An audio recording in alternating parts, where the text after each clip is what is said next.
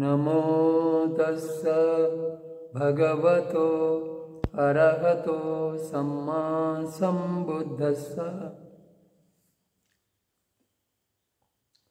విశుద్ధి మార్గంలో మనము ఆయా సంబోధి అంగాల ఉత్పత్తికి ఉపయోగపడే లేదా సహకారి అయ్యేటువంటి ధర్మాలను గురించి చెప్పుకుంటూ ఉన్నాం. అందులో నిన్న సమాధి సంబోధ్యంగా భావన వరకు చెప్పుకున్నాం. ఆ తర్వాత చెప్పుకున్నాం ఉపేక్ష సంబోధి అంగము యొక్క ఉత్పత్తికి 5 ధర్మాలు ఉపకరిస్తాయి. అన్ని ప్రాణుల పట్ల తటస్థత, అన్ని ప్రాణుల పట్ల తటస్థంగా ఉండటం అంటే సమత్వంతో ఉండటం అని. అన్ని సంస్కారాల పట్ల తటస్థత. ఈ తటస్థత అంటే సాక్షి మాత్రంగా ఉండటం, వాటి సుఖదుఖాలలో లేదా వాటి పట్ల ప్రియము అప్రియము ఇటువంటి వాటిని కలిగి ఉండకుండా సాక్షి మాత్రంగా తటస్థంగా లేదా సమభావనతో ఉండటం. ప్రాణుల పట్ల సంస్కారాల పట్ల మమకారం కలిగిన వ్యక్తులను వదిలిపెట్టడం, ప్రాణుల పట్ల సంస్కారాల పట్ల తటస్థంగా ఉండేవారిని సేవించటం, ఆ ఉపేక్ష పట్ల దృఢ నిశ్చయం. ఇలా ఈ ఉపాయాల వలన ఈ ధర్మాలను కలుగజేసుకుంటూ ప్రసిద్ధి సంబోధి అంగము మొదలైన వాటిని పెంపొందించుకుంటాడు. ఈ విధంగా చిత్తాన్ని నిగ్రహింపవలసినప్పుడు నిగ్రహిస్తాడు అనే ఈ వాక్యాంశం యొక్క వివరణ పూర్తి అయింది. అర్పణ కౌశల్య సాధనకు బోధి అంగాలను వినియోగించుకునే ఉపాయము వివరించబడింది. ఈ విధంగా ఇక్కడికి ఈ అర్పణ కౌశల్యాన్ని పెంపొందించుకోవడానికి సాధించుకోవడానికి బోధి అంగాలను ఉపయోగించుకునే విధానము చెప్పబడింది. ఇంకా చిత్తాన్ని ప్రసన్నంగా ఉంచవలసినప్పుడు ప్రసన్నంగా ఎలా ఉంచుతాడు? ప్రజ్ఞను తక్కువగా ఉపయోగించటం వలన భిక్షువు యొక్క చిత్తము ఉపశమ సుఖాన్ని పొందక సాధనలో ఆనందించకుండా ఉన్నప్పుడు అతడు 8 సంవేగ వస్తువుల పరిశీలన ద్వారా చిత్తము సంవేగాన్ని పొందేటట్లు చేయాలి. ప్రజ్ఞను తక్కువగా ఉపయోగించటం వలన భిక్షువు యొక్క చిత్తము ఉపశమ సుఖాన్ని పొందక సాధనలో ఆనందించకుండా ఉన్నప్పుడు అతడు 8 సంవేగ వస్తువుల పరిశీలన ద్వారా చిత్తము సంవేగాన్ని పొందేటట్లు చేయాలి. భిక్షువు యొక్క చిత్తము ఈ ఈ ప్రశాంతతను పొందక సాధనలో ఆనందించకుండా ఉన్నప్పుడు అతడు 8 సంవేగ వస్తువులను, సంవేగం అంటే త్వరపాటు, అంటే ఒక ఇల్లు కాలిపోతూ ఉంటే అందులో ఉన్నవాడు తొందరగా బయటపడాలని ఎట్లా అనుకుంటాడో, త్వరగా బయటపడాలని ఎట్లా అనుకుంటాడో ఆ విధంగా అనుకోవటాన్ని, ఆ విధమైనటువంటి భావనను సంవేగం అని అంటారు. ఆ 8 సంవేగ వస్తువులు ఇవి: జన్మ, ముసలితనము, రోగము, మరణము. ఈ 4. ఈ 4ంటిని స్మరించుకున్నట్టయితే ఈ త్వరపాటు, తొందరగా నిర్వాణాన్ని పొందాలా అనేటువంటి త్వరపాటు కలుగుతుంది. తొందరగా ఈ దుఃఖ విముక్తిని సాధించుకోవాలనేటువంటి సంవేగము కలుగుతుంది. ఇంకా అపాయ దుఃఖము 5వది, నరకంలో పడతామేమో అనేటువంటి త్వరపాటు, ఇది 5వది. ఆ సంవేగం, నరక దుఃఖాన్ని స్మరించుకోవటం వల్ల కలిగేటువంటి సంవేగము, ఇది 5వది.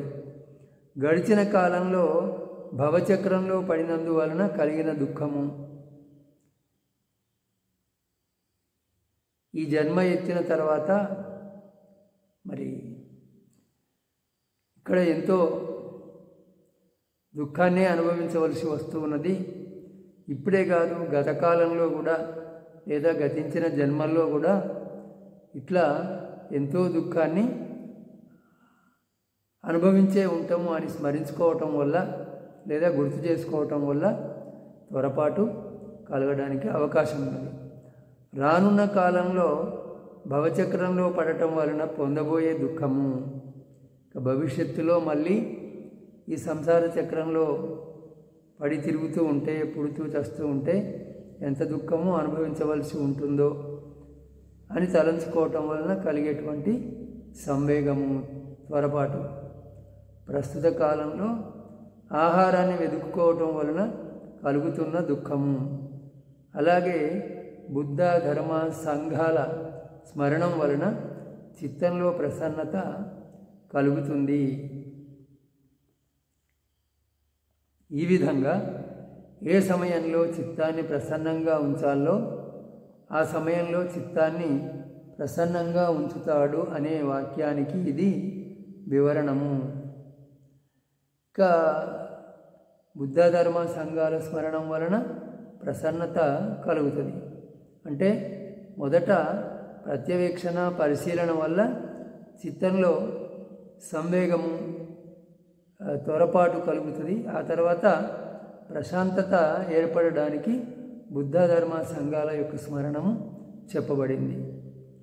చిత్తాన్ని ఉపేక్షింపవలసినప్పుడు ఎలా ఉపేక్షిస్తాడు అంటే ఇలా ప్రణాళిక ప్రకారం నడుచుకుంటూ సోమరితనము, చంచలత్వం లేక సమాధిలో ఆనందిస్తూ ఆలంబనంలో సమానంగా నిలిచి చిత్తము శాంతి మార్గంలో నడుస్తున్నప్పుడు సమగతితో నడిచే గుర్రాల విషయంలో సారథిలా ఈ భిక్షువుకు నిగ్రహము, వదలటము, ప్రసన్నపరచటము మొదలైన పనులతో అవసరం ఉండదు.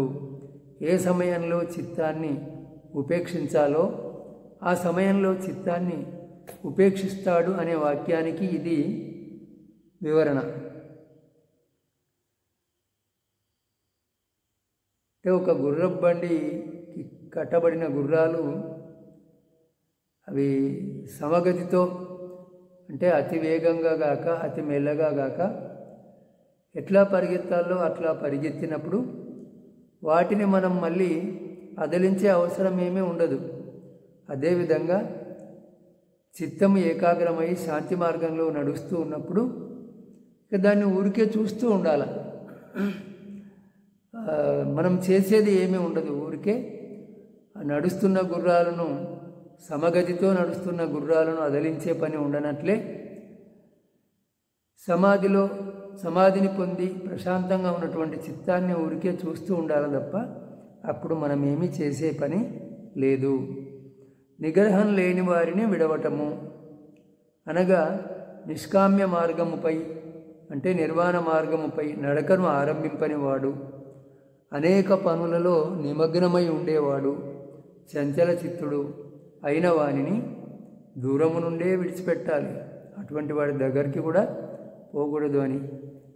ఇక నిగ్రహం కలవారిని సేవించటము అనగా నిష్కామ్య మార్గముపై నడిచేవారి వద్దకు, సమాధిని పొందిన వారి వద్దకు ఆయా సమయాలలో వెళుతూ ఉండాలి.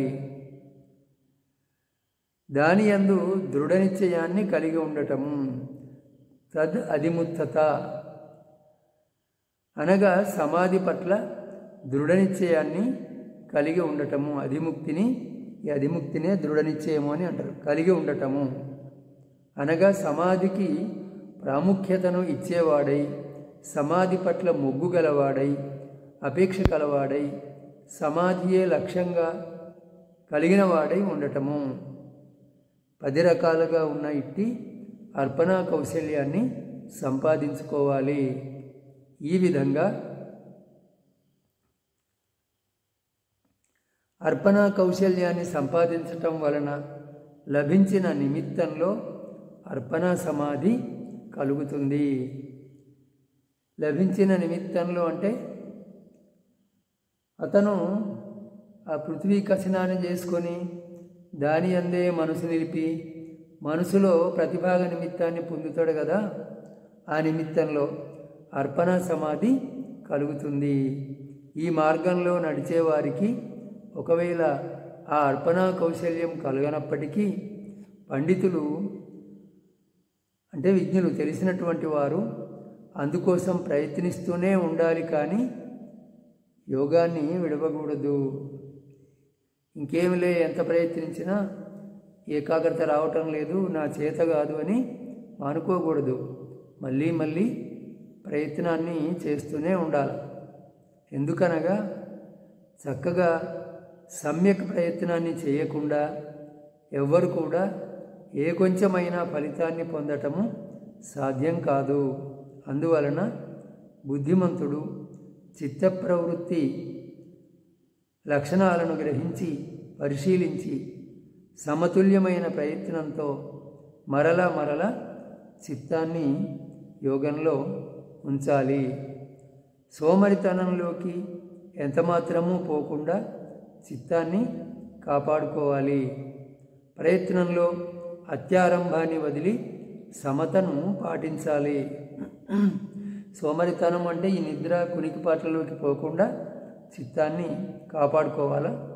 తర్వాత అతి ప్రయత్నం, మనం సోనుడి గురించి చెప్పుకున్నాం, అటువంటి దాన్ని కూడా వదిలిపెట్టి సమతను పాటించాల.